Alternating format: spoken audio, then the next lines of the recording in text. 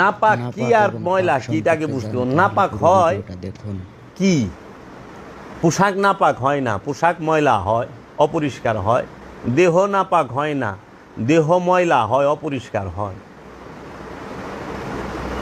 এই জায়গা জমি নাপাক হয় না, অপরিষ্কার হয়, ময়লা হয়। তাহলে নাপাক কি হয়? নাপাক হয় অন্তর। কেন নাপাক হয় অন্তর? অন্তরে থাকে শয়তানরূপী খান্নাস। খান্নাস যেখানে থাকে, মানে কামনা যেখানে থাকে, খান্নাসের বাংলা অর্থ হইল কামনা। খান্নাস রূপী শয়তান যেখানে থাকে ওই স্থান নাপাক হয়। এর জন্য আপনি দেখবেন পানি দিয়া সাবান দিয়া কাপড়টা পরিষ্কার করা যায় ধুইয়া, পানি সাবান দিয়া জায়নামাজটা ধুইয়া পরিষ্কার করতে পারবেন, পানি সাবান দিয়া ধুইয়া দেহটা পরিষ্কার করা পারবেন, পানি সাবান দিয়া ধুইয়া মাটিতেও পরিষ্কার করতে পারবেন।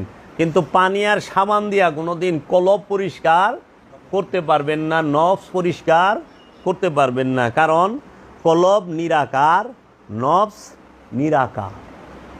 নফসকে ধরা যায় না। ধরা যায়? তাহলে তো মানুষ মরবারই দিত না, বাইন্দা রাখতো দেহের লগে। সারা জীবন জানি আল্লাহ নিরাকার, ওখানে দিই মানুষও নিরাকার। তাই আমার দয়াল মুর্শেদ বাবা জাহাঙ্গীর কইছে, দেহের মাপ তো 3.5 হাত, প্রাণের মাপ কয় হাত, নফসের মাপ কয় হাত। দেহ থেকে নফসটা বাইরে গেলে দেহটা হয়ে যায় লাশ।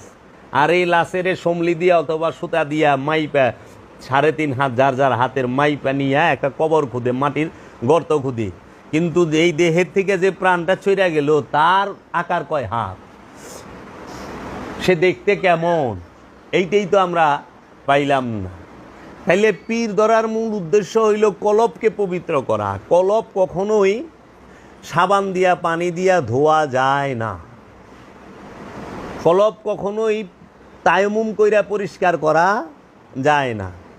আর দেহরে পরিষ্কার করবেন, দেহের বাইর পরিষ্কার হবে, চামড়ার বাইরে ময়লা লাগলে পরিষ্কার। আর দেহের ভিতরে যা আছে সবই তো পরিষ্কার। এই দেহের ভিতরে পায়খানার থলি আছে, মূত্র থলি আছে, থলি আছে না? তাহলে পায়খানা সেটা তো ময়লা, অপরিষ্কার, নোংরা।